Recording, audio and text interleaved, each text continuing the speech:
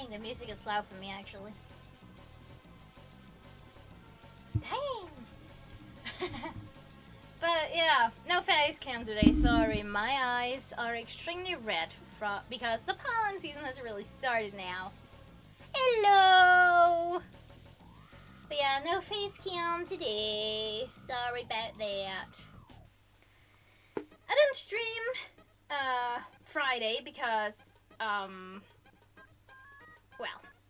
I got a vaccine not yesterday, Wednesday, and I experienced some side effects Friday. Muscle weakness, some muscle weakness, a light fever, some nausea, you know. And then Saturday, I felt somewhat okay, but I sneezed up a storm all day because pollen season is really starting now, and I had my windows open 24/7 basically because it was extremely hot. But I kept sneezing because of the pollen. I didn't sneeze today as much today because, you know, the Danish weather is bipolar, so no, it couldn't really decide if it wanted to rain or be clear skies. So I woke up 12:30 p.m. and it was raining heavily, and I was like, alright, we just vibing today. But then the next time I looked out of the window at like 3, clear skies. Now it is sort of grey again, and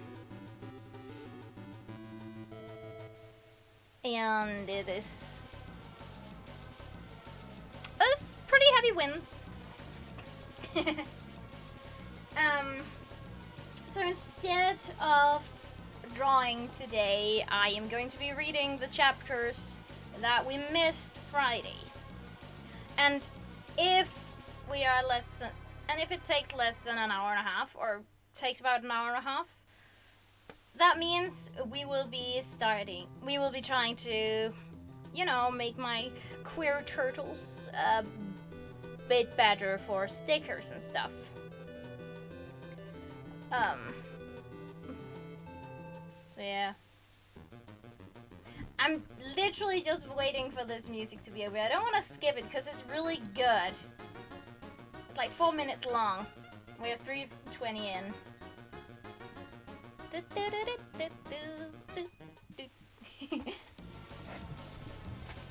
But I honestly really love the Undertale soundtrack. It is so good. And I'm suddenly starting to sweat all of a sudden. It's not even that warm. Probably because of my light. I need that to read.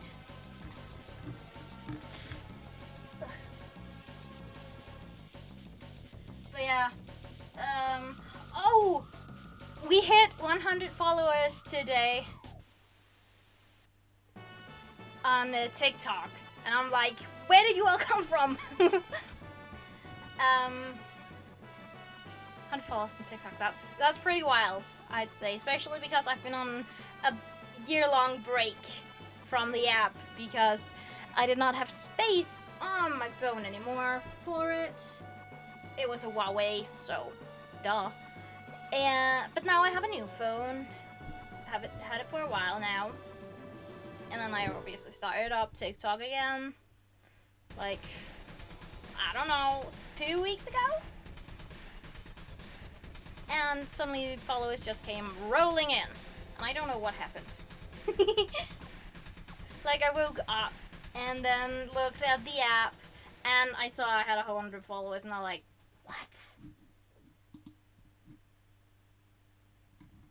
Wait, why? Okay, phew! It is thankfully not just taking all the Undertale songs in one go. I really need to find more soundtracks and everything. I really need to figure out what they're called, like the ones Rambo's got, and any other streamer, basically. Because they got some good tunes, and I do not know what they're called. Anyway, we're going to be reading chapters 7 to 9 of Escaping Peril. I just need to... There was chapter 7. We're close to being halfway. Just saying. And as always, I'm just gonna check how long this chapter is because... yeah.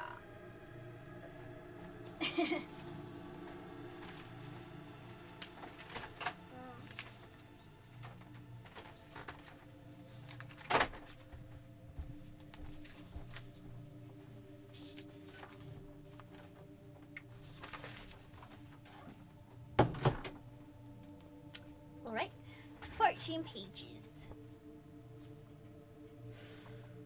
Bruh. Anyway. Chapter 7. The next morning, Turtle was mostly normal. A little jittery, but it could have been excitement about being so close to finding his winglet again. His friends. And they'll probably ditch me, Peril realized. She guessed the others wouldn't be too thrilled about her coming along, especially that Icewing, if he was still alive and around anywhere. Well, if she had to find Scarlet on her own, that was probably better anyway. She sat on the boulder where she'd slept, watching Turtle splash around after his breakfast. He had a small waterproof pouch around his neck, which looked heavier than usual this morning. From the way it thumped against his chest, Peril guessed that he'd put one of the river rocks in there. His only other accessory was a gold armband with 3 sparkly black rocks set in it, plus 3 holes where it seemed as though other rocks should have been. Peril had noticed that he fiddled with it when he was nervous, sticking his claws into the holes and tugging the armband up and down. "Why are you glaring at me?" Turtle asked. "I'm not glaring," Peril snapped. "This is my face." "Your face kind of looks like it hates me today," Turtle observed. "Can you remind it that I'm really quite nice?" Peril concentrated on her expression for a moment, but she could feel her frown only getting deeper. "Alright, now I'm glaring at you," she said. "Can we get on with this annoying day already?" "Are you nervous about going to Possibility?" Turtle said shrewdly. "We won't have to be there long. Maybe no one will even notice you." "You really have no idea what it's like to be me," Peril said, arching her neck and flaring her wings. The rising sun slammed into her scales, scattering into bright orange reflections on the water below her. "I've never not been noticed. That's not an option for me. Imagine my life as the literal opposite of yours." He didn't answer. Peril squinted at him and realized he was peering at a spot along the muddy shore on the river. "What?" she demanded. "What's so fascinating?" "I'm guessing these talon prints aren't yours," he said. Peril hopped into the river and splashed over to him, sending up a cloud of steam all around her.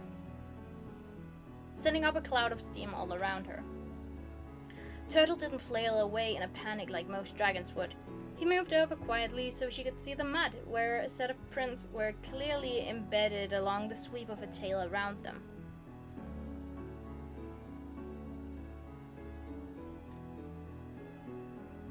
"Oh, that's okay. Puppies and doggos need walking. They need the exercise." "That's okay. Bye."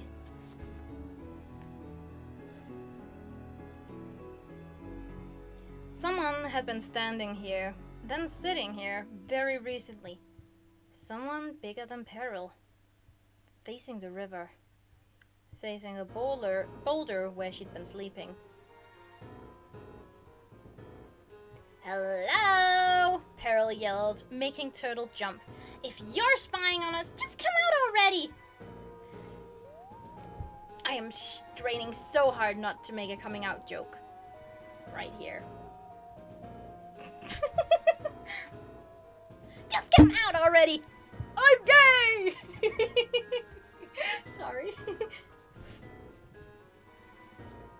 Turtle rubbed his ears. So, stealth isn't your strong suit either, I see. Sorry, Peril said unrepentantly. I know it's your only suit. Whoever you are, just come out and say whatever you have to say.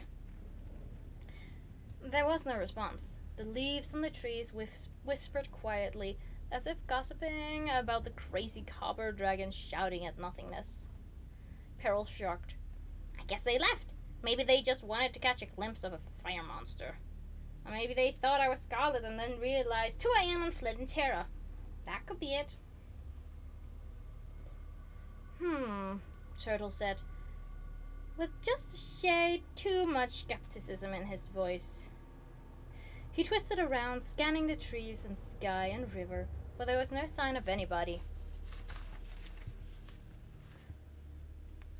I have a plan for possibility, Peril said. Let's go. She spread her wings and launched herself into the sky like a burst of flames. The sunlight crept over the mountain tops, spilling in golden stripes down the canyons and across the hills. To the west, Peril saw a line of camels plodding across the desert with smaller shapes on their backs and around their heels. Scavengers, perhaps. That's a caravan! Sorry. Turtle flapped wetly up beside her, splattering her with sprays from his tail and wings. In the sunlight, his jewel... Okay. 3, 2, 1. In the sunlight, his jewel-toned scales looked more like emeralds than ever. A plan would be good, he said. Tell me your plan. Easy. We'll just dive right into the middle of the market, and then all those dragons will start stampeding around, yelling about what a menace I am. And then you shout, Moon and Quipley, meet us outside town. And then we fly away again. Peril nodded with satisfaction. I think that will work. Turtle wrinkled his nose at her. I have a slightly less insane idea, he said. If you can swim. I can do anything, Peril said, tossing her head. There was a lake by the waterfall near the Sky Palace that I swam in once. I didn't like it though. It was weird, being surrounded by water. In a way, it was like flying, because she couldn't exactly burn anything while she was in the water, but it was also unsettling. Dragons shouldn't be underwater. Fire shouldn't be underwater. If we swim to the city, no one will notice you, Turtle said. We'll be able to scout it out without attracting a lot of attention. I don't care about attention, Peril said. If a dragon wants to stare at me and hate me and think horrible thoughts about all the things they can't do to me, then they can go right ahead. She twisted around to glance back at Turtle. A movement far below them caught her eye, and she angled one wing to look down. There was a black dragon standing on the boulder where Peril had slept the night before. Sorry, yawn. He lowered his snout for a moment, studying the moss she'd burned, and then lifted his head to scan the sky. Although he was miles away now, Peril felt his eyes snag on her scales like wickedly sharp fish hooks. He didn't move. He didn't come flying after them. He just stared, eerie and still, watching her beat more and more distance between them, getting smaller and smaller.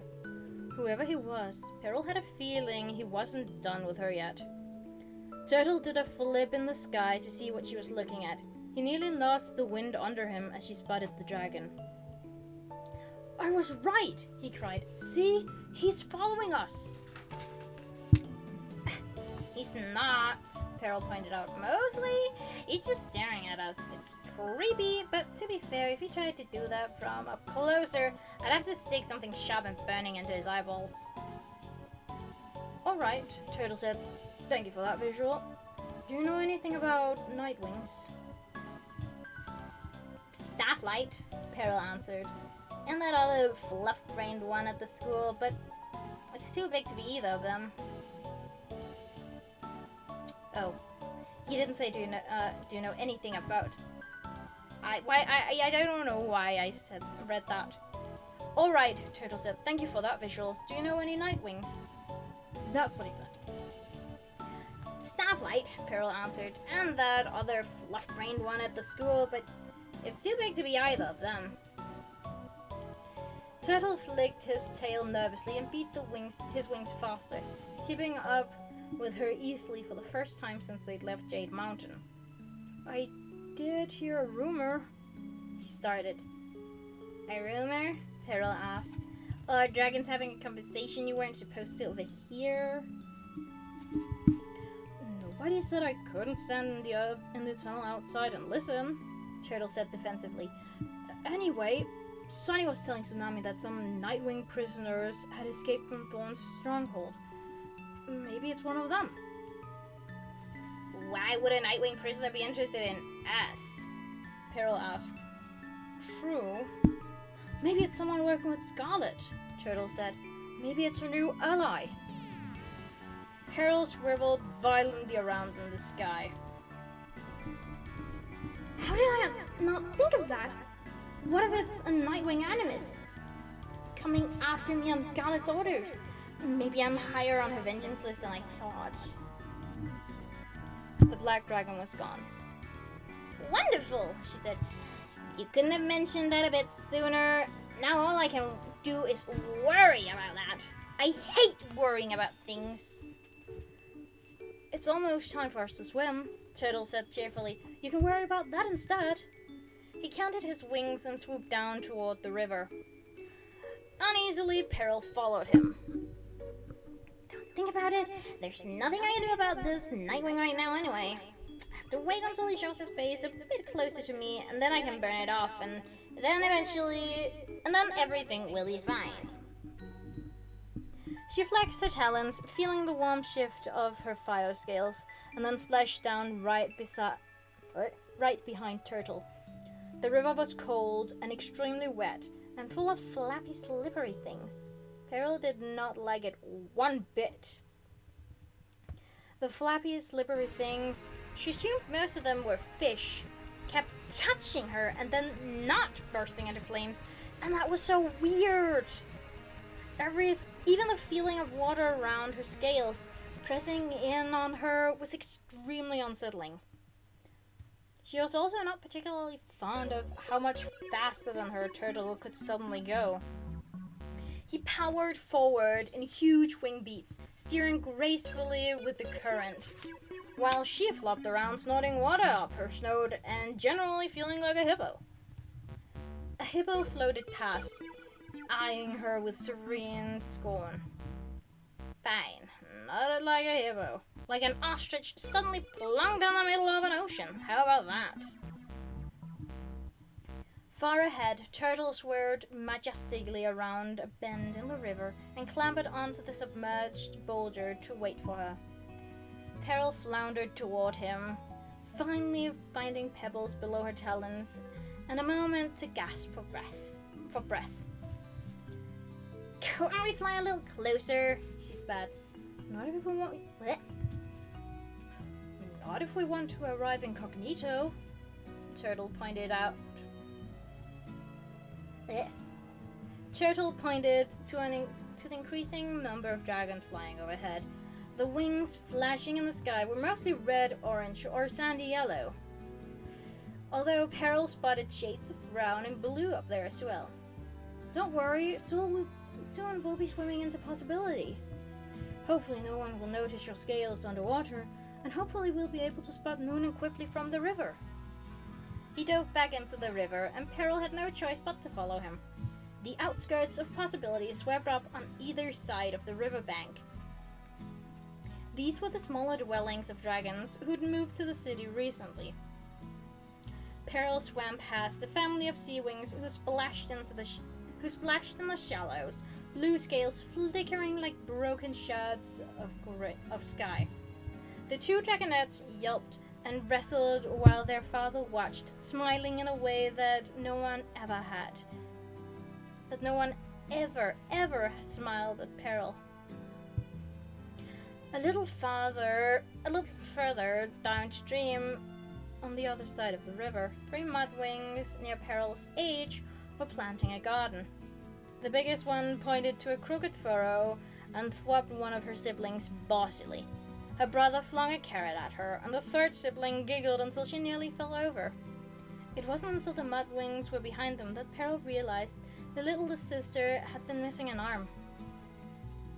She took a closer look at the next set of dragons they passed and spotted another war wound. A scar that ran nearly the length of the skywing's tail, but this dragon, too, was smiling, leaning over to show a smaller dragon how to fix a broken door frame. He must have felt her staring at him, because he turned his head toward the river, but Peril submerged her head and swam faster, and when she surfaced again, there was an island between them. More islands began to dot the river as it widened out and the current slowed, sometimes trailing into wandering streams or muddling about in clumps of tall reeds. Peril and Turtle swam under a bridge packed end to end with merchant stalls and dragons calling out to customers. The finest rocks in possibility! The actual finest rocks in possibility! Roasted crocodile on sale! Don't eat that! His crocodile was rotting in the street yesterday. We have seagulls caught in the air this morning. The next bridge glowed with bright colors and shook with thumping talons, and dragons danced along its ledge length. Peril felt the music vibrating in the water around her. Beaten silver circles hung from the railings and under the bridge like giant coins.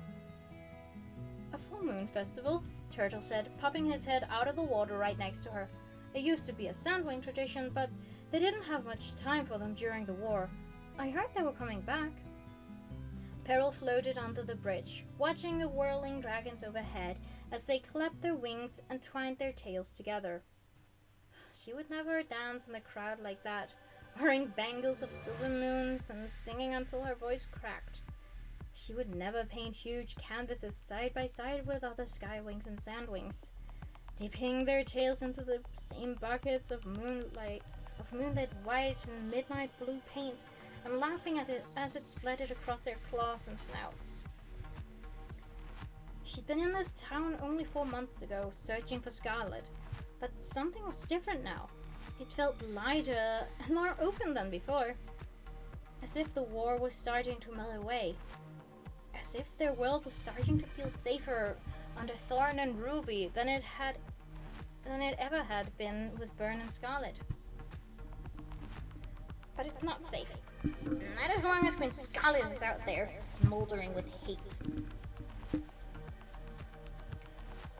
Moon should be easy to spot here, Turtle said, his snout half buried in the water, so his voice rose through bubbles. Not a lot of nightwings around. No nightwings at all that Peril could see. She wondered if they knew about this place, and whether any of them eventually chose to come here. It wouldn't suit their tribal air of mystery, mingling with so many other dragons like this.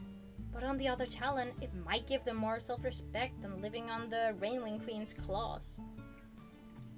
She'd never been to the rainforest herself.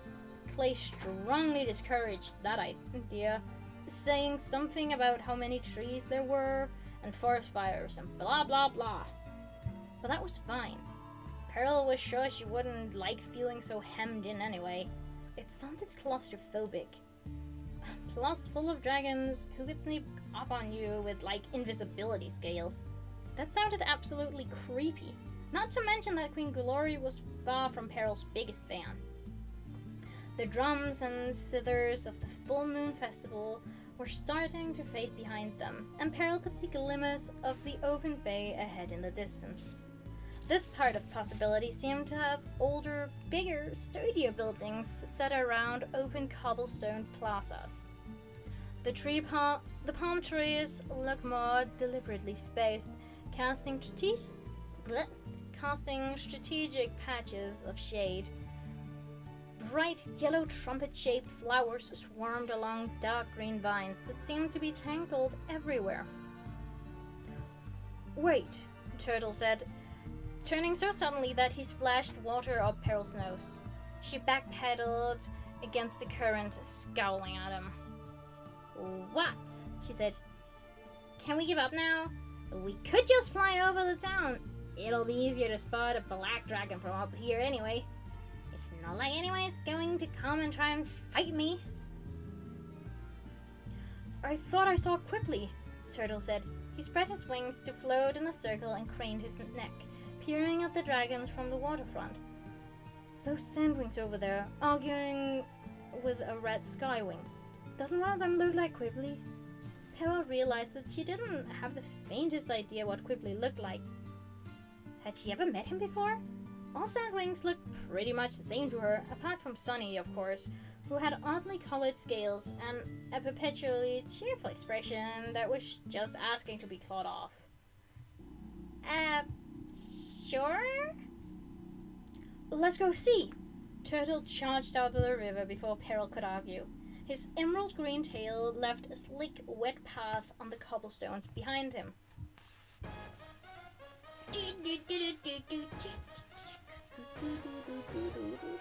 Sorry.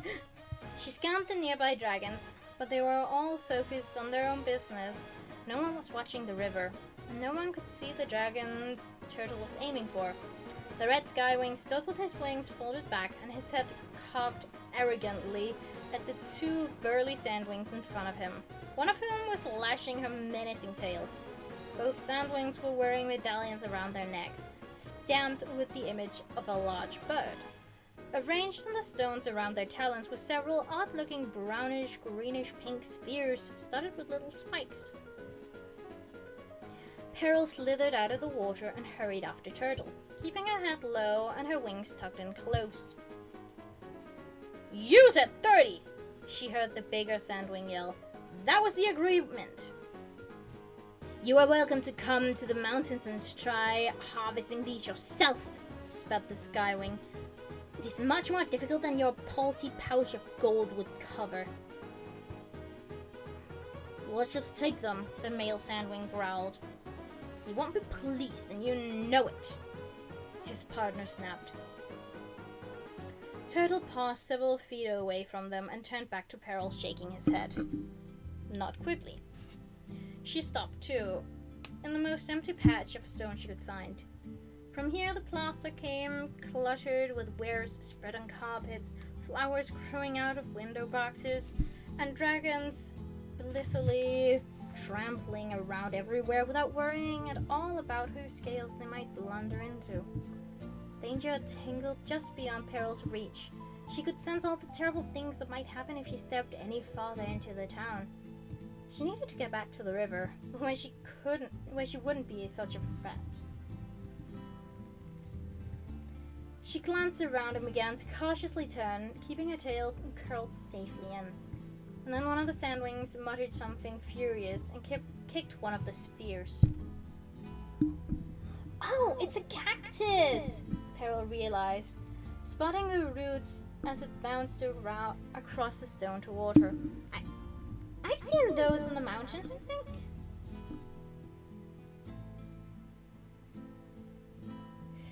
She glanced up, and the last thing Peril saw was Turtle's green eyes widening as the sphere rolled up to her talons, brushed against the scales, and exploded in an enormous fireball.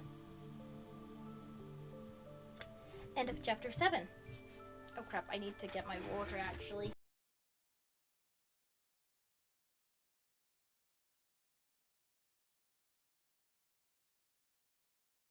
Are you kidding me? Seriously? Did it just do that? Ugh. Anyway, get him our water real quick.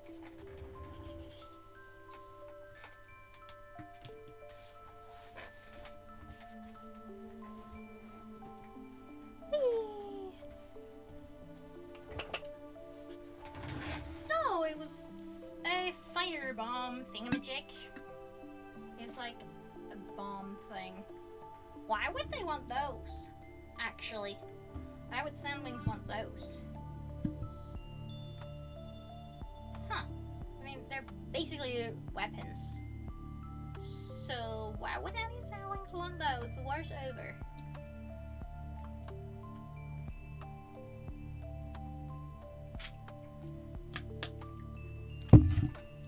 That's weird. Huh?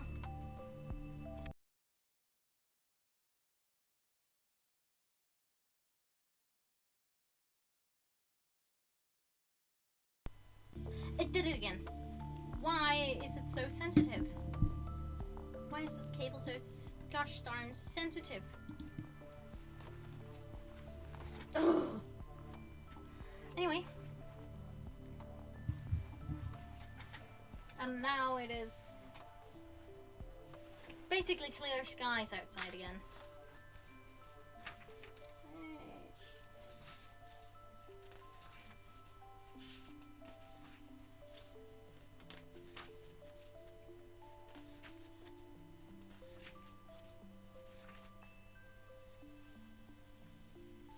Well, 16 and a bit.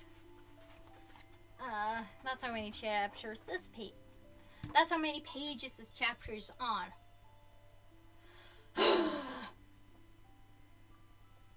Anyway. Chapter 8. Peril came to because her body decided not to drown. She surged up out of the water where the explosion had thrown her, coughing and sputtering, into a cloud of thick black smoke that was not particularly fun to breathe either. Her eyes were stinging and everything was blurry and muffled, but she could see where there were dragons yelling and screaming all along the bank and more flapping in from the rooftops. At least 3 dragons were rolling in the river with scorch marks on their scales. Small fires flickered in the smoke all across the courtyard. She wasn't burned. Her scales couldn't burn. But there were incredibly sharp blossoms of pain spiking all up and down her body. What was this? Why did it hurt so much? Who could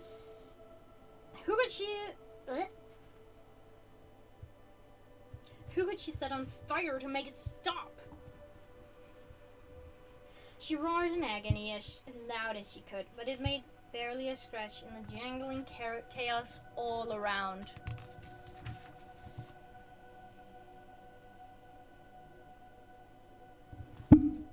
A dragon suddenly came galloping into the river beside her, and she jumped back, hissing at him, before she recognized Turtle. "You," he said, shaking his head, "are without question the least stealthy dragon in all of Pyria."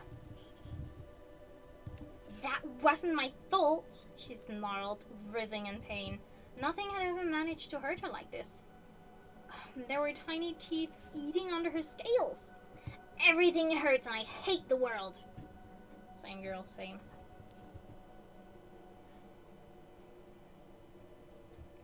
"Let's find a safer place to be before someone sees you and connects the dots," Turtle said. She realized that trickles of blood were running down his shoulder and along his tail.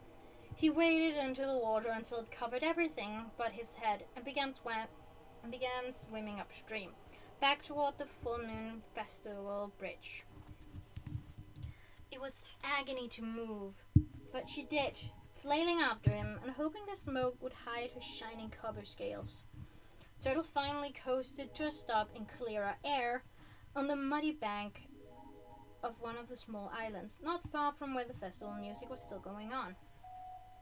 He pulled himself half onto the shore, winching, and Peril crawled up into the mud as far away from him as she could. The reeds and shrubs below her curled into a dark, scorched mess, but she was in too much pain to worry about it. She wondered if this was what being on fire felt like to other dragons. "Why?" she growled. "What is happening?" "It was a dragon flame cactus," Turtle said, He twisted and started to pry at something stuck under his left wing in a small pool of blood. Like the one that exploded on the history cave at school. I have no idea why anyone would want to buy one now that the war is over. They didn't want to buy just one, Peril remembered. They wanted to buy 30. Whatever the reason was, she thought perhaps burning out their eyeballs would make her feel better.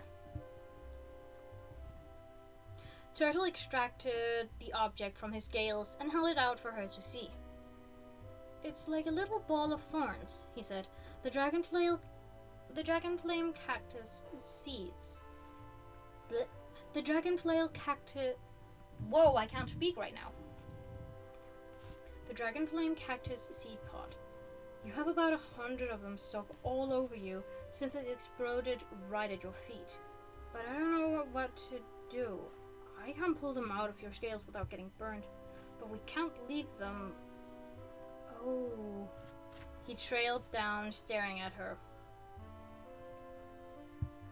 What? Peril demanded. She was starting to feel a little better, maybe, now that she was out of the water. They're burning up, Turtle explained. Your scales are burning the seed pods away. Peril held out.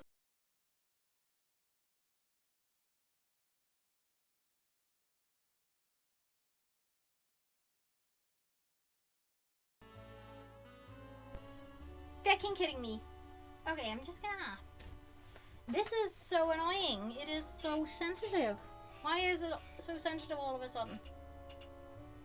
I don't like that. Anyway.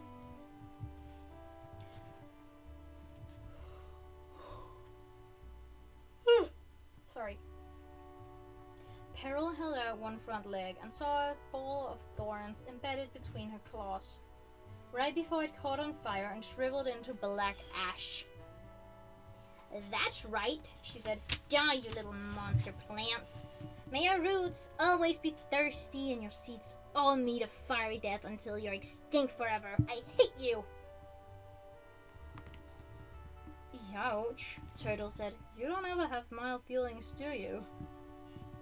Peril wasn't sure what a mild feeling would feel like.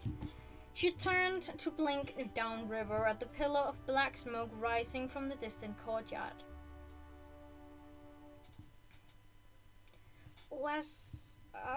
Did you see if the explosion... Peril trailed off. I don't think anyone was killed, Turtle said. It looked like your body blocked the worst of the fire and caught most of the seed pods.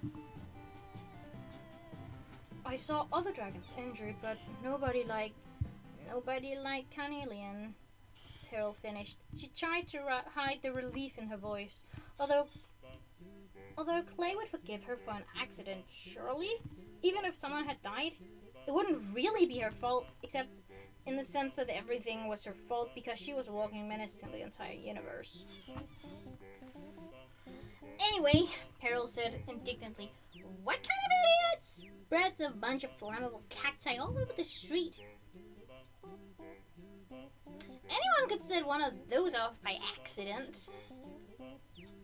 Not a sea wing, Turtle said thoughtfully, or an ice wing. Oh, hey, now we know one more thing that can't kill you. Oh, hey, now we know one more thing that can't kill you. They shouldn't be allowed to sell things like that to just anyone, Peril went on, ignoring him. She twitched her tail around to check for any more thorns, but they all seemed to be gone.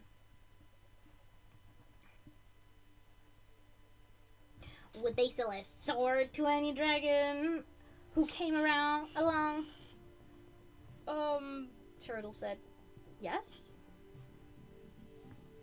His smile fell off his face, and he winced again. Another ball of thorns was dripping blood down his tail, but he couldn't twist far enough to reach it. I could set it on fire, Peril offered, spreading her claws. But it might burn you a little bit. I don't know if that would be worse. Turtle thought for a moment, then shuffled a step toward her. Yes, do it. If I jump straight into the river after, I'll be fine. Peril hadn't actually expected him to say yes. Nobody ever let her help with anything. Even Clay usually got sort of flappy and nervous whenever she offered. She folded her wings back and reached forward tentatively with one claw. Turtle closed his eyes, frozen in place.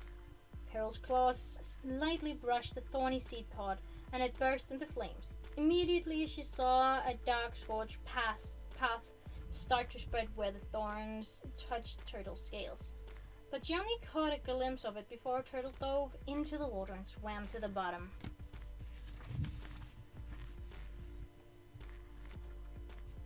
She paced along the bank, trying to squint at him through the shifting reflections. He was a huddled green lump at the bottom of the river for way too long. It made her own lungs ache to wait for him. But he was clearly fine, definitely moving, and fiddling with something that flashed white-gray. Weird. Finally, he surfaced, spraying water out of his nose, and looked extremely pleased with himself. Peril's eyes went straight to the spot where she'd burned him, but there was no scorch mark there anymore. His scales looked whole and unblemished all over, as if neither fire nor thorns had ever wounded him. She couldn't even figure out where the seed pods had been. How did you do that? She demanded. What doesn't you'll see with wings that quickly? It wasn't that bad, Turtle said with a shrug. I'm fine, don't worry. I'm not worried. I'm deeply suspicious, Peril clarified. That's not normal scale behavior right there.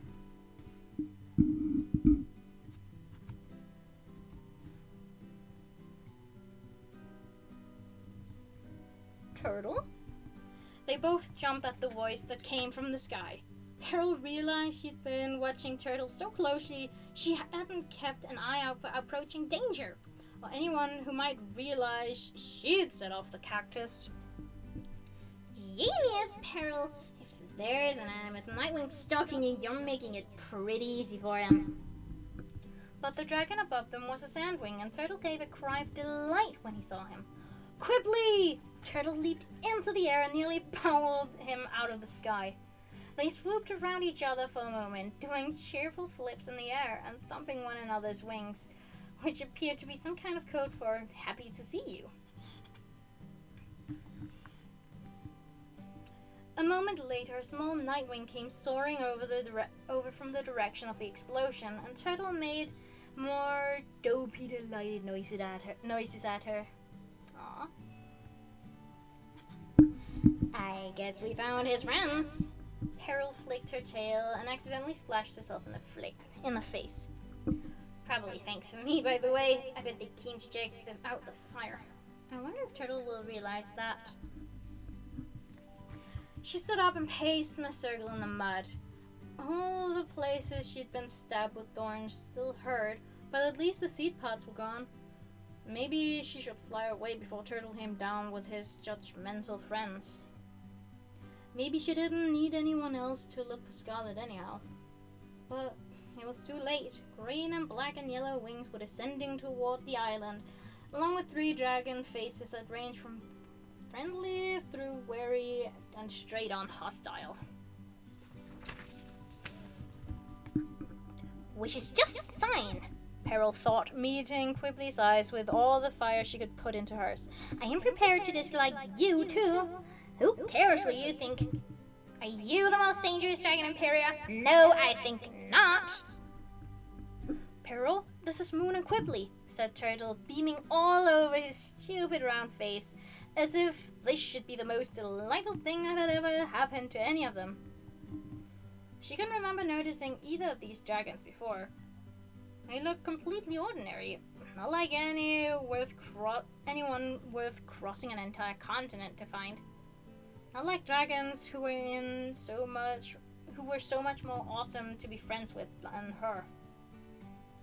The Nightwing had a glittery silver scale at the corners of each eye, like teardrops, and little furrows in her forehead, as though she had a perpetual headache. Now that everyone knew Nightwings didn't have powers after all, Peril was sure Moon would be an easy opponent to take down in the arena. Hypothetically, if there had still been an arena, of course.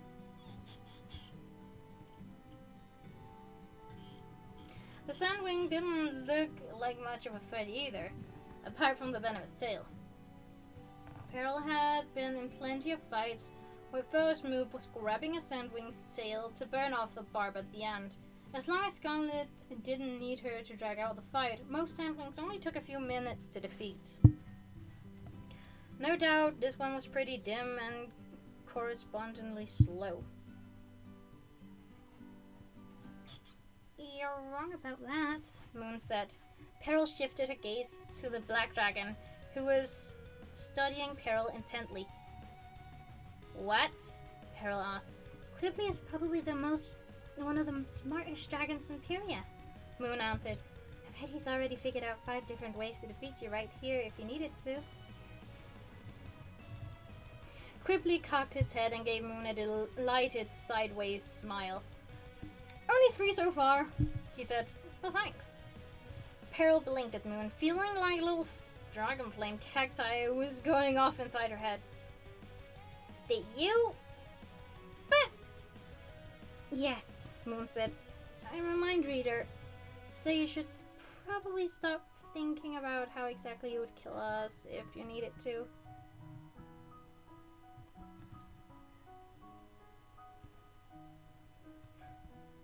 Was she really? Turtle said, sounding perfectly astonished, as if that wasn't the first thing most dragons thought about when they met most dragons outside their own tribes. Wasn't it? Peril whipped her head around to glare at Turtle. You brought me to meet a mind reader, she said, and you didn't think that might be worth mentioning sometime before now? Was this a test? Maybe this was his plan all along. Maybe he never trusted me, like Scarlet never trusted me, and he wanted to see what Moon would find in my head. Turtle shrugged. It's Moon's secret.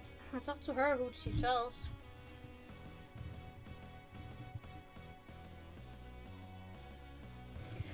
I'm not exactly sure why Scarlet's dancing monkey of fiery doom gets to be on that list, frankly, said Quibbly. And remind me, you're the dancing monkey of what exactly? Peril demanded. At least how is she useful to my queen? I told her, Moon ejected, opening one wing pointedly between them before Quibbly could lunge at Peril, because it's the right thing to do, and because there's no way to give her any skyfire. And also because I'm hoping that if she knows I'm listening, she'll try to have less disturbing thoughts. Also, Megalovania. Love it. It's a bob. Anyway. Oh, no. Do I gotta sneeze now? I feel like I gotta sneeze now. But also, I feel like I don't gotta sneeze. Sorry. Anyway, continuing. That sounded complicated. Peril wrinkled her snout. How am I supposed to change my thoughts? They just appear in my head. I never had to worry about them disturbing anyone before.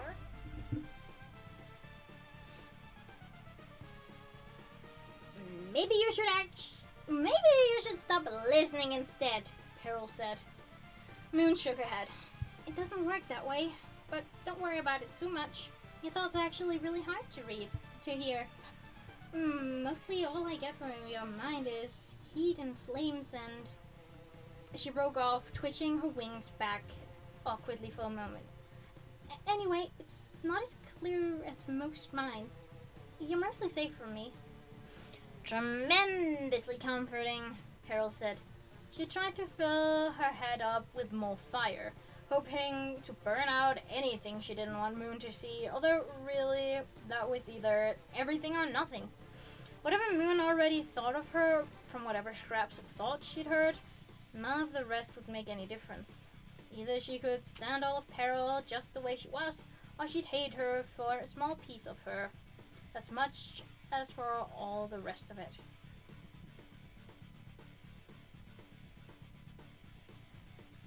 Now she was giving herself a headache. Is Kinkaju alright? Turtle asked. Where is she? And your hostile ice dragon, Peril added. Winter's come back to the Ice Kingdom, Moon said. She glanced at Quibbly. Quibbly thinks he's not coming back, but I'm not so sure. Kinkaju is... well, she's recovering, we think. But she still hasn't woken up yet. She blinked several times rapidly. She will be so excited to see me here, she said to Turtle with a sad smile.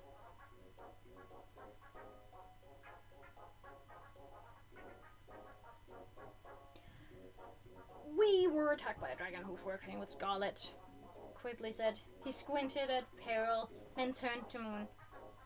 What did you think about that? Can you tell if she's working for Scarlet too? No, I don't think she is, said Moon. But now she's come back to fantasizing about ways to kill you. Because that was rude, Peril flared, poking around inside my brain to find the answer to a question I've already answered over and over. You can go stuff a mountain goat up your nose, Sandwing. Horns first. I'm looking for Scarlet to stop her, not help her. Why are there so many stupid dragons? I can't see that.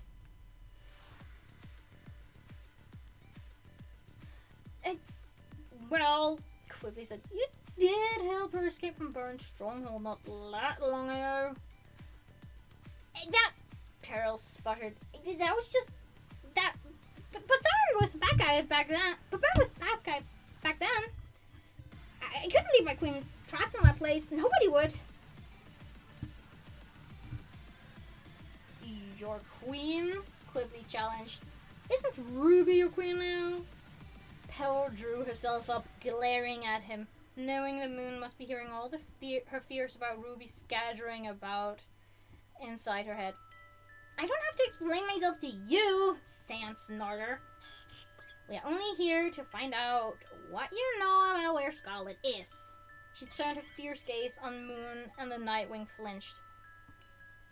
Then I'll take my disturbing thoughts right out of your life forever, is the plan. It's true. We have to find her, Turtle explained. She attacked Jade Mountain. Moon blinked and Quibbly's tail arched reflexively, his talons digging into the mud. She did not, Peril said, rolling her eyes at him. She flew by, threw a decapitated head at us, and flew away again. That wasn't an attack. That was more a declaration of war. If she ever decides to really attack you, you'll know.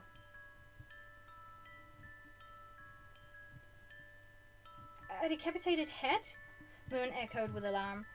Sunny said Scarlet was making threats, but she didn't mention a head. Was it our fault?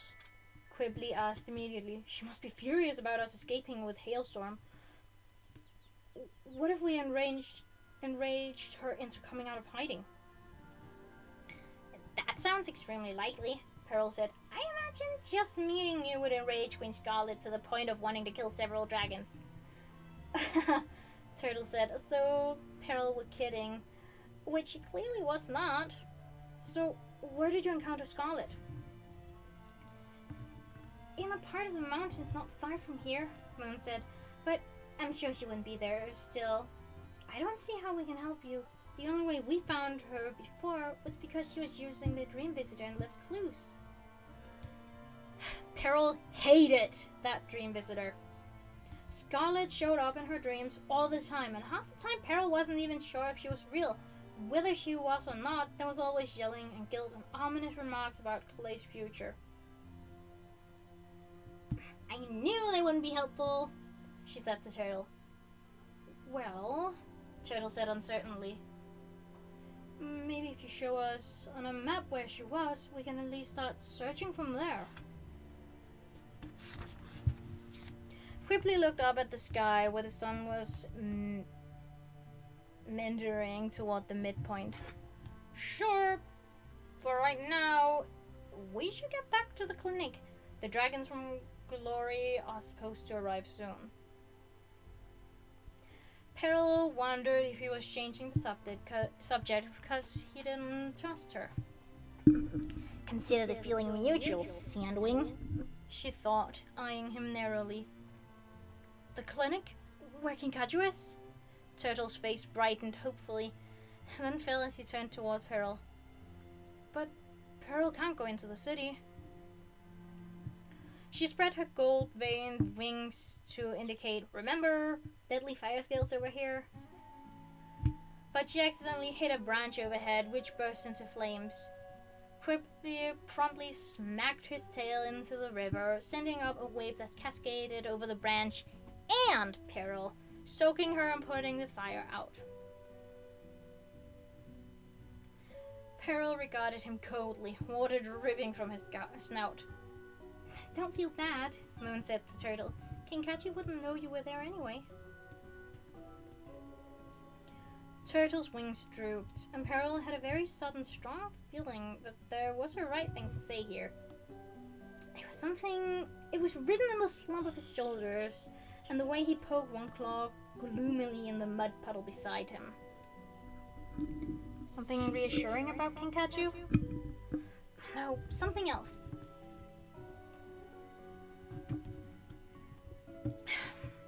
Something she didn't want to say, but she saw that she kinda had to, and the others were even leaving an odd moment of quiet in the conversation, waiting for her to say it. You should go, she said, forcing it out past the growl in her throat. I'll just wait for you out here, somewhere. Really? Turtle said with an enormous smile. You don't mind? We'll be back soon. I bet. After you've all talked in secret about me and what you're going to do next and whether to fly off without me. Sure, Peril said, then wondered if that sounded sarcastic and tried again. Sure. Okay, that sounded even worse. I mean, yes, fine. I want to go hunt in the desert anyway. There's a big sandstone arch west of the city, set up high so you can see practically the whole kingdom of sand, Moon said. That's where Quibbly and I have been going to wait for winter. Whenever we're not with Kinkaju or in the library. Let's meet back there. Winter still has 2 more days left, Quibbly said quietly. We told him we'd wait a week.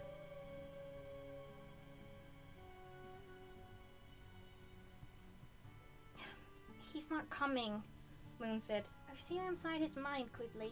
He's so loyal to his family and his tribe. I don't think anything will change that. Oh, girl, oh, if only you knew.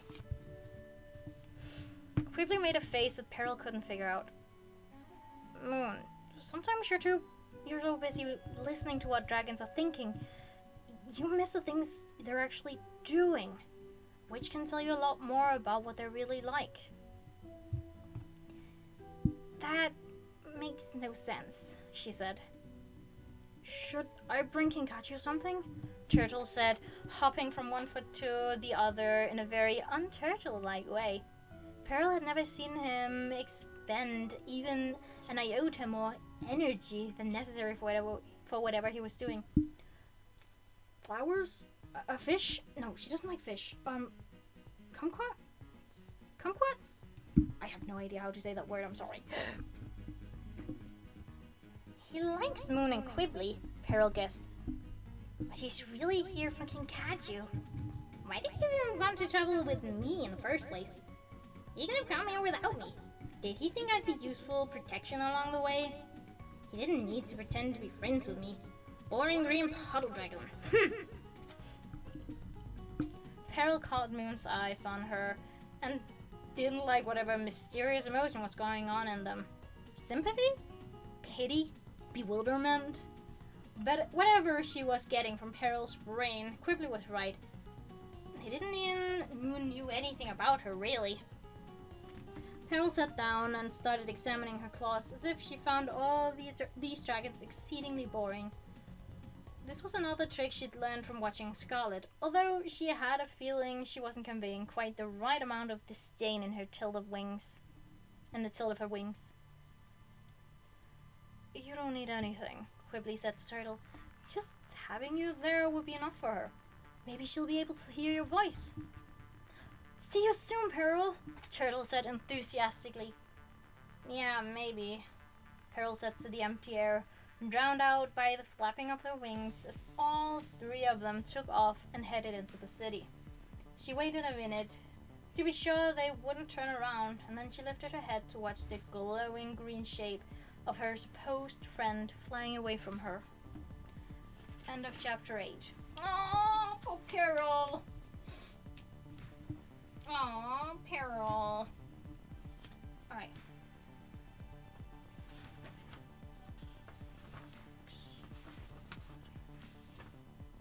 Okay, this next chapter is 9 pages long, which means it probably won't take 30 minutes to read that. So maybe we'll actually get around to drawing some turtle stickers. Maybe. I don't know. But even if we don't, I will do it in my spare time, and they will be up on my Redbubble soon. If you want them there. Anyway, time to hydrate, people. Hydrate, don't hydrate. Okay, there's not much water in it anymore, so it doesn't really make that satisfying pop. I like that pop.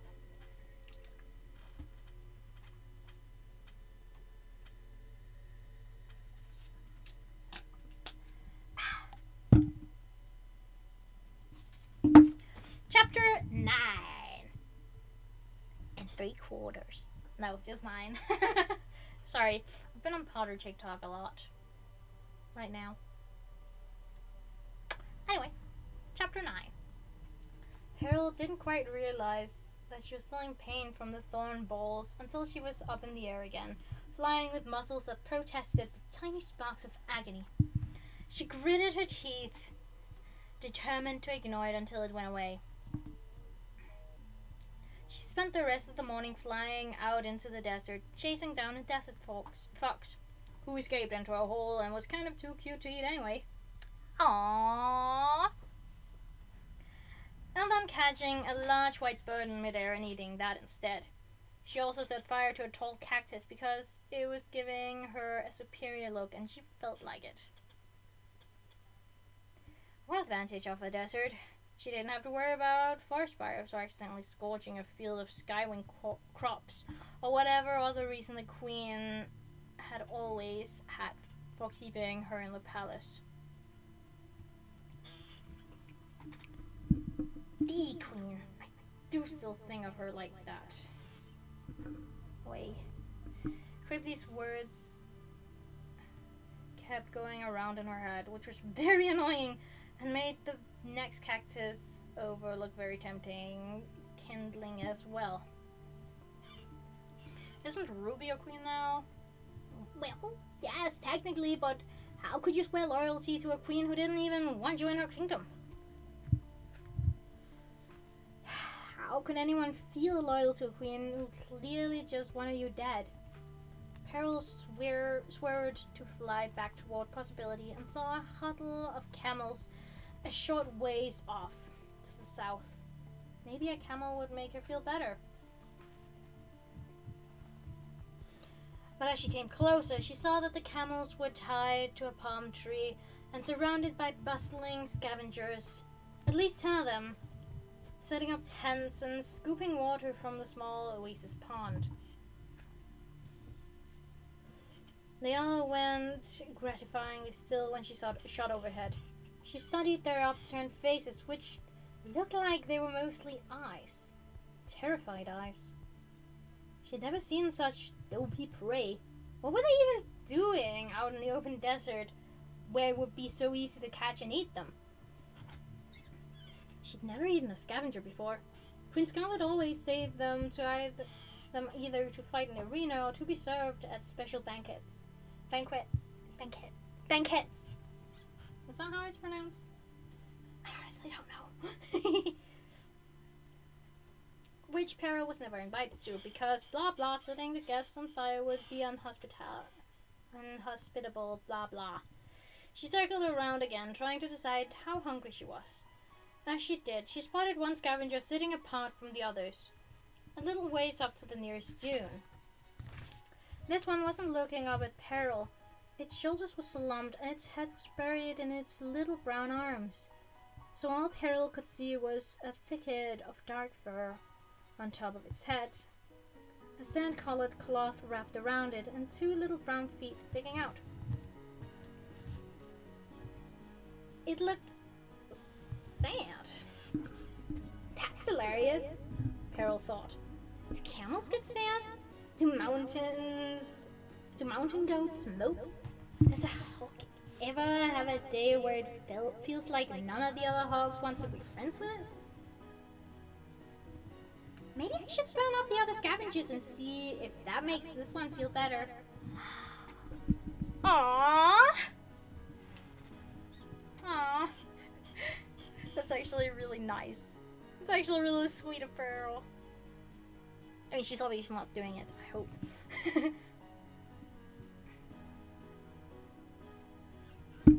She thought about it for a moment, but there was something about the curve of the scavenger's back that was almost too achingly familiar, and in the end, Peril turned around and flew away, leaving the scavengers and the camels to deal with their own problems.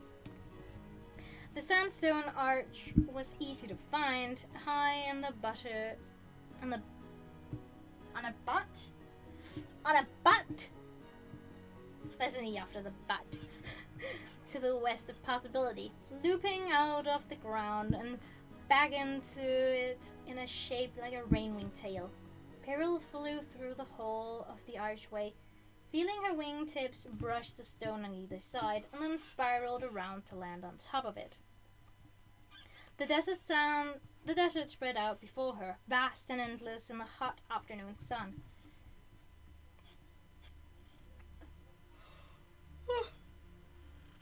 Sorry, little yawn. When she turned around, she could see the whole town of Possibility. The taller structures cluttered around the river delta, and the trail of smaller ones leading away from along the river. From there, the dragons winding through the streets looked no bigger than scavengers. And sometimes it was even hard to tell what color their scales were. Beyond Possibility, across the eastern horizon, cut the jagged-toothed shapes of the claws of the Clouds Mountains. Scarlet was in there somewhere. Peril was sure of it. The queen wasn't the kind of dragon to let herself be uncomfortable somewhere weird like the rainforest or the mud swamps. She knew the Sky Kingdom perhaps better than anyone, and she must have found somewhere she didn't mind hiding. A flicker of movement caught Peril's eyes, and she swiveled her head to see a dragon winging his way toward her from the edge of Possibility. He was a big golden-orange skywing. Not anyone she recognized, though it did seem as though he was flying directly toward her. Maybe he recognized me from all the way down there. Maybe he's coming to yell at me about how I should leave his precious flammable town alone. Is he the one with the basket of snails all the time?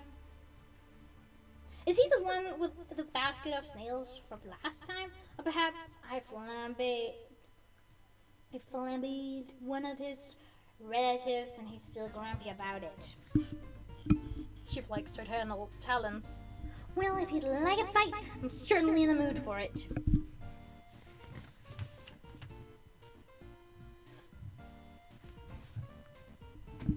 Clay flashed into her head, wearing his disappointed face, which was frustrating because it both made her miss him and also made her want to yell at him that she hadn't killed anybody yet, and Couldn't he appreciate that instead of anticipating her next bad thing?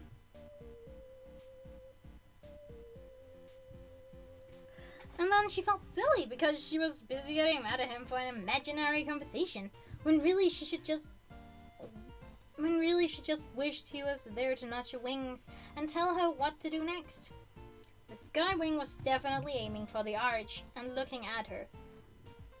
But when he was only a few wing beats away, he suddenly jerked back with an expression Peril had seen many times before.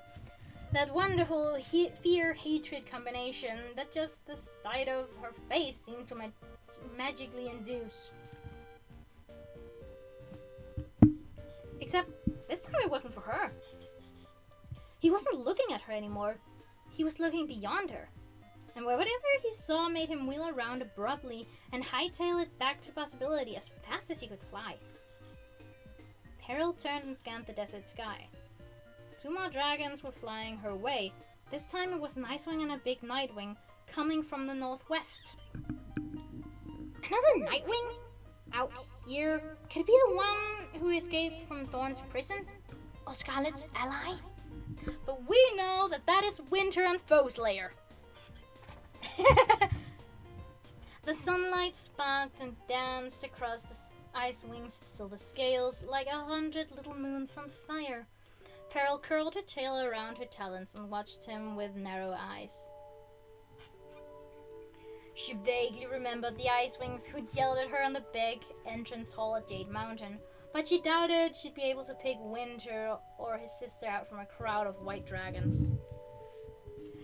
Keeping faces in her head wasn't a particular skill of hers. She always forgot to concentrate on storing their features, usually because she was sizing them up as a potential combatant instead.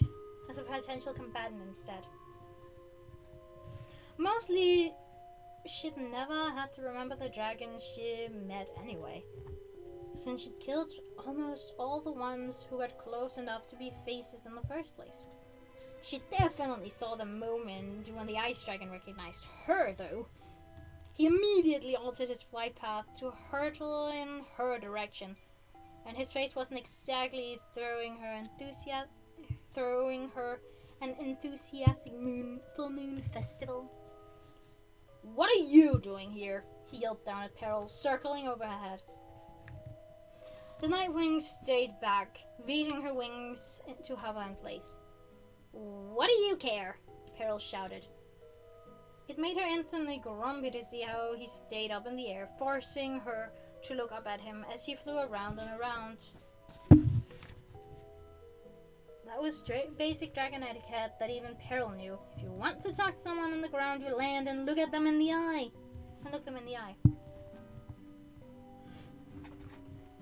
"Did Scarlet send you?" he called. "Did she send you?" She snapped back. "Last I heard, it was your sister who was working for her and not me." That went in, sharp as a Standwing's barb. Winter flinched and frowned even harder. "I'm not going to let you hurt my friends, if that's what you're here for." "That's funny," Peril said. "I mean the part where you think you could stop me."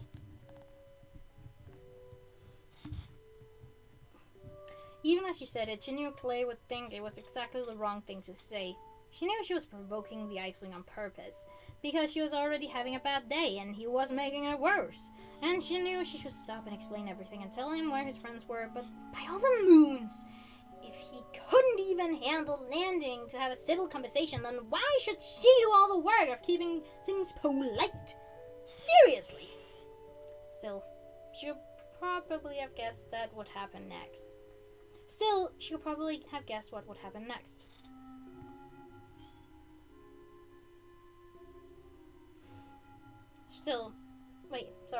Accidentally start reading that again. Winter whirled with a roar and shot a blast of frost breath at one of her wings. As she'd learned over many arena battles with Icewings, this did essentially nothing except make the spot feel numb for a few minutes while her fire scales combated the ice. But it was still rude, and she didn't like it. She flung herself into the air and blasted fire right back at him.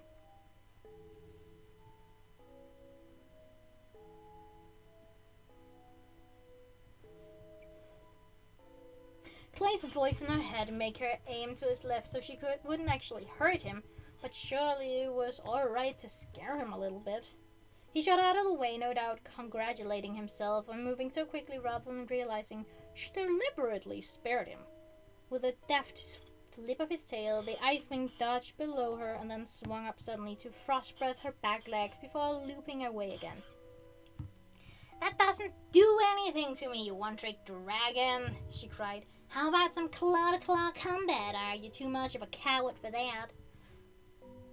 What accent did I just give her there? What was that accent? Whether or not he was a coward, he was fast. He swept around her in dizzying spirals, flashing headaches straight into her skull with every sun-reflected spin. She lashed out with her front claws, half sure she wouldn't catch him, and half starting not to care if she did, because this dragon was seriously asking for it.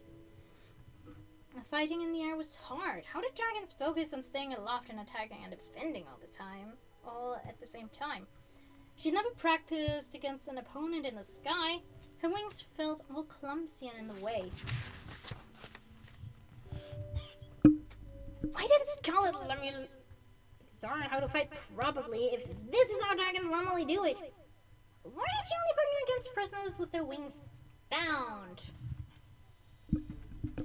For the first time in her life, Peril began to wonder if maybe she wasn't actually the most dangerous dragon in Imperia. But I am! I just have to touch him and he's dead. Wait. That would be bad. That would be very, very bad. Peril suddenly remembered. This was one of Clay's Jade Mountain students. He was Turtle's friend. Even though he technically attacked her first, she still knew how much trouble she'd be in if she hurt him. "Stop!" she yelled. "Don't make me kill you!" Nope! That wasn't the right thing to say either. She tucked in her wings abruptly and dove toward the arch, trying to put a safe distance between her and Winter. Shit.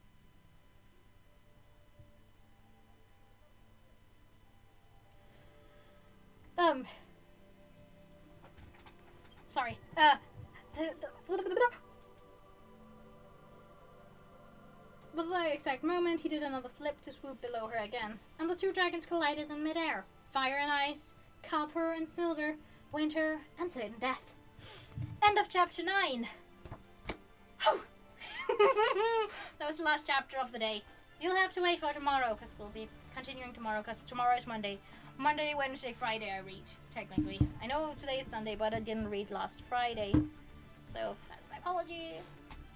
But anyway, we're not an hour and a half in, so you'll have to wait a momento, and then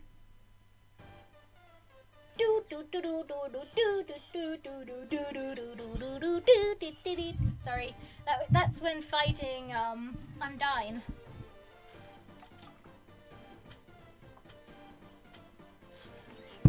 Anyway, I'm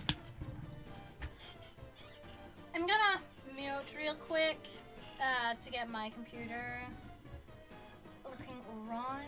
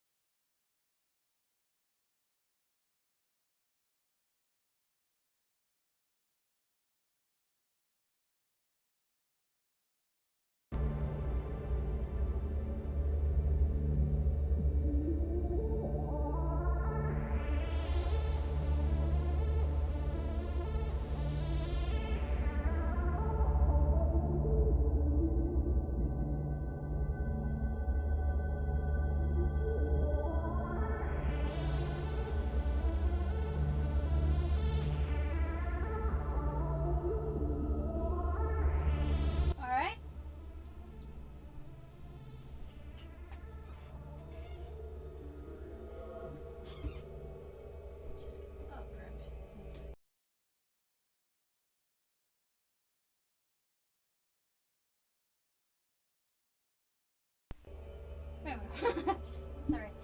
But yeah, we're just gonna make these a bit more. Make the turtles a bit more, you know. What do you call that? You know. Fuck.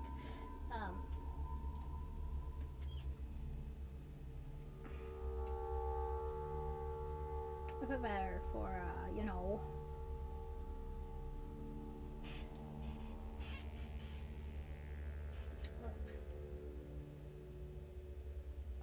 For stickers, there it was. And they'll all be up on my Redbubble. Realized I didn't do the shadow bits for this one. This is a sapphic shell, by the way.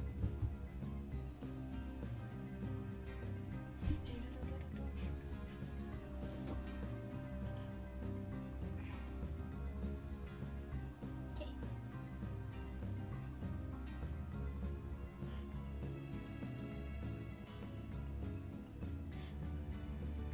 Wait a second.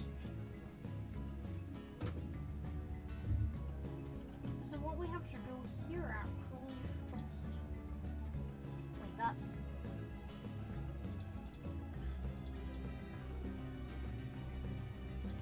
So what we do here actually is... I figure out some way to do... What's this stuff? Why romantic? Shadow. But that's going to be in the background and everything. Actually, so this, I guess we take this color, make it new, just to do this.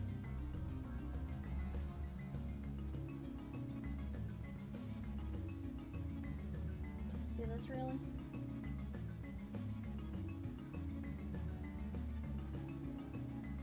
Because the other's got a shadow on it.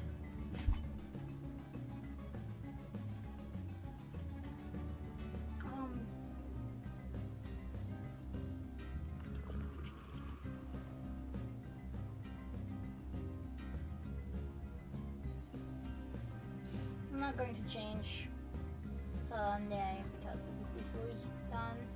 I just realized.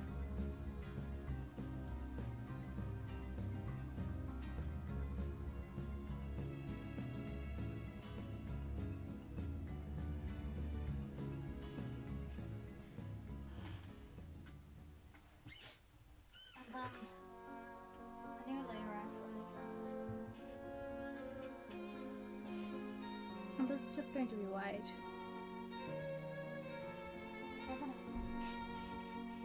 This is going to be a little bit random. Because, you know, you see all those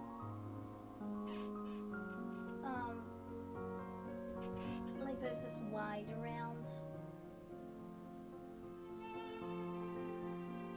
You know?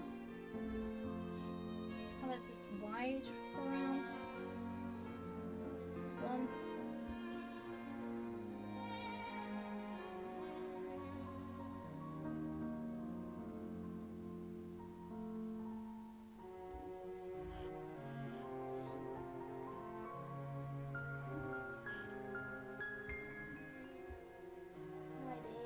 Random.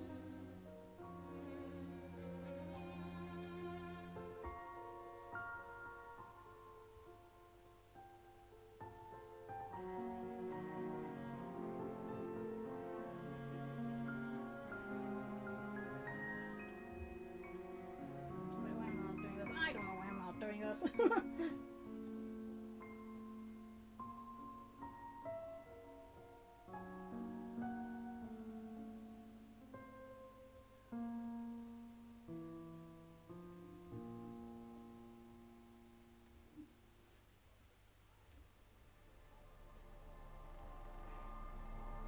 And that's basically it, actually.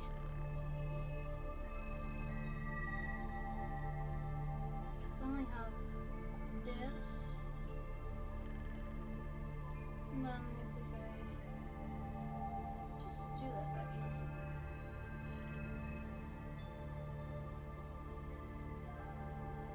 Wait. That was just for tidying actually.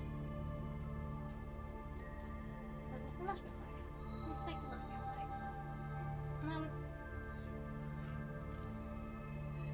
And then we technically have,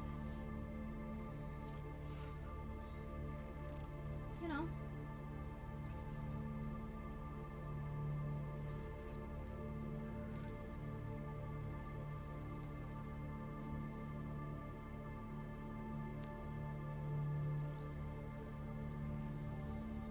that was actually quite easy.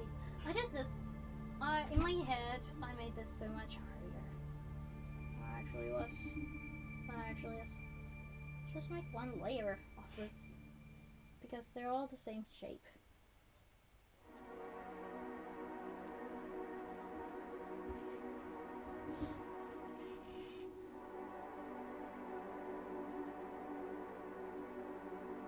Yeah. Wow. I made this too hard in my head. I thought this was going, like, I would have to be doing it around every single turtle. When I actually just have to do it around one. Like in a separate layer.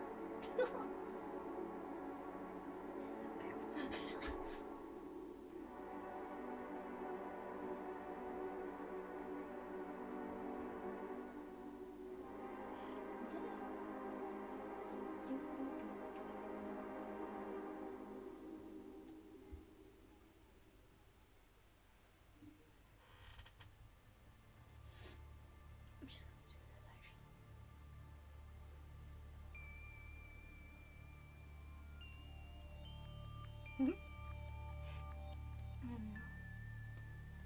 And then save. That was not really hard. Why did I make this so much harder in my head? Honestly.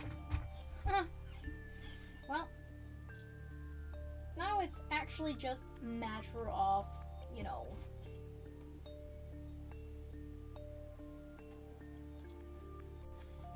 saving each individual one and then putting them up on my Redbubble. That's going to take time as well. So, it's been an hour and a half. Thank you all so much for, you know, staying around.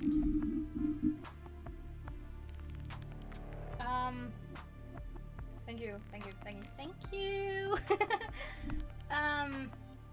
Yeah. Also, I put my link to TikTok, my TikTok link in my socials and an important information. If you want to check it out. We're at 100 followers already. I post a lot of random stuff.